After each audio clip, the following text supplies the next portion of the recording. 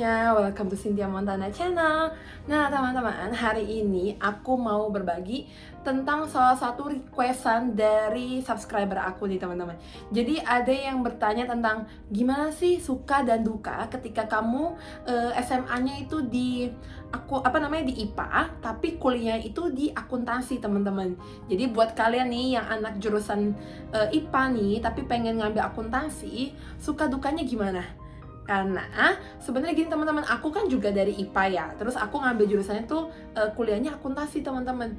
Apa aja sih kira-kira ya kan trouble yang aku dapet, terus juga tipsnya tuh gimana sih dalam menghadapi perbedaan itu teman-teman dari yang IPA and then kita pindah ke accounting seperti itu. Oke teman-teman, jangan lupa ya di like, comment, dan juga subscribe. Aku tunggu loh teman-teman. Oke, kita akan langsung mulai aja. Thank you banget yang udah request ini dan aku akan bantu kalian. Mungkin kalian yang lagi agak sedikit galau gitu kan, bingung kak kira-kira oke nggak ya kalau aku ngambil, cocok nggak ya sama aku. Pertama gini dulu teman-teman, pastikan ketika kalian memilih akuntansi, kalian tahu mau kerja apa. Itu penting. Itu dulu ya. Lalu yang kedua, akuntansi itu bukan soal hafalan. Akuntansi bukan soal hafalan, tapi lebih banyak tentang logika dan pencatatan. Ingat, logika dan pencatatan, itu yang kedua. Yang ketiga adalah, di semester pertama, pastinya kalian harus menyesuaikan dengan akuntansi. Yang mungkin kalau misalkan dari kalian yang dari SMA-nya udah IPS gitu kan, itu kan udah sama persis teman-teman kayak semester 1. Seperti itu. Jadi mungkin anak-anak yang IPS itu pasti di semester 1 nilainya akan lebih tinggi daripada kamu yang jurusannya IPA. Seperti itu. Tapi nggak apa-apa teman-teman, karena waktu itu aku juga begitu, di semester 1 tuh kayak agak ketinggalan.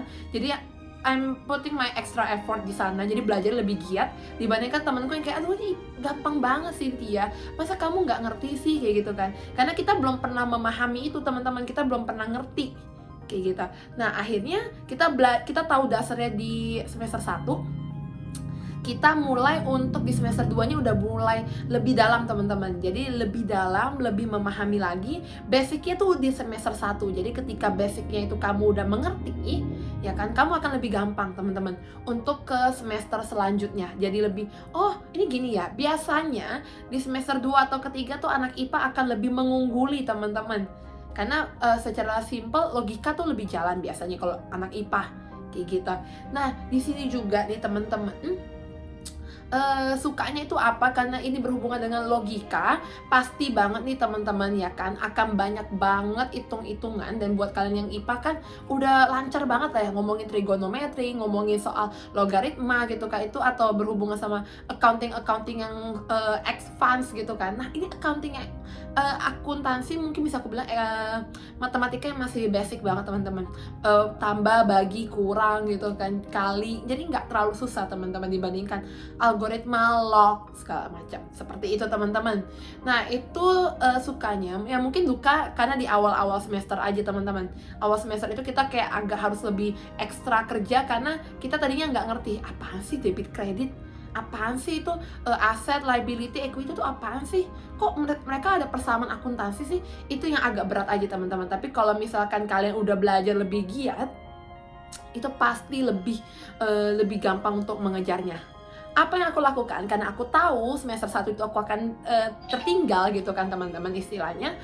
Sebelum aku masuk kuliah di bulan September, aku udah belajar duluan teman-teman. Jadi aku belajar duluan, cari aja di internet gitu kan, semester 1 akuntansi belajar tentang apa. Kalian bisa juga nanti nonton di YouTube aku yang nanti aku taruh di link deskripsi di bawah. Itu tentang apa sih gitu kan, semester 1 akuntansi belajar tentang apa, aku pelajarin teman-teman satu-satu. Mungkin hari ini belajar tentang penjurnalan, satu hari aku belajar penjurnalan, besoknya belajar tentang persamaan akuntansi, aku pelajarin tuh teman-teman persamaan akuntansi. Selanjutnya adalah tentang aset, apa itu aset, aku pelajarin. Nah jadi ketika udah September aku masuk, aku nggak bego-bego banget teman-teman, jadi aku nggak ngeblank banget lah istilahnya, nggak ngeblank gitu. Nah di situ jadi mulai belajar juga teman-teman. Mulai belajar gimana? Mulai belajar bahwa kita itu harus bisa memanage waktu kita, harus bisa istilahnya membagi waktu kita. Dan ketika kita maju bareng-bareng untuk berlomba di akuntansi, di jurusan akuntansi dengan orang IPS, kita tuh udah siap teman-teman. kita udah siap. Nah, aku biasanya ketika udah belajar dan nggak terlalu ngerti, ketika aku masuk kuliah, aku akan tanya, Pak, Bu, jadi ini kan tentang ini ya, kenapa ya ini sama dengan ini? Biasanya aku akan mencari jawabannya ketika aku tidak menemukan jawabannya di internet teman-teman, atau di buku-buku. Biasanya aku akan tanya langsung ke gurunya teman-teman, seperti itu. Nah teman-teman, mungkin kalian yang nanya lagi tips aku tuh apa sih? Tips aku adalah banyak latihan teman-teman, banyak latihan. Jadi buat sebanyak-banyaknya transaksi-transaksi gitu kan. And then kita bikin penjurnalan teman-teman. Lama-lama akan sebenarnya tuh logikanya tuh gampang teman-teman. Ketika ada pembelian akan masuk ke barang itu dalam sebagai debit, terus juga kita ketika mengeluarkan uang sebagai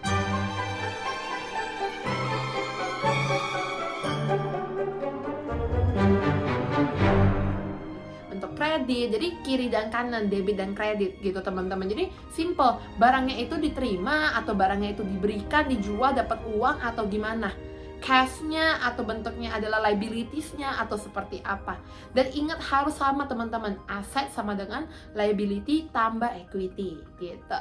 Nah teman-teman, thank you yang udah nonton video ini. Jangan lupa di like, comment, dan juga subscribe. Aku tunggu lah teman-teman. Thank you, bye-bye.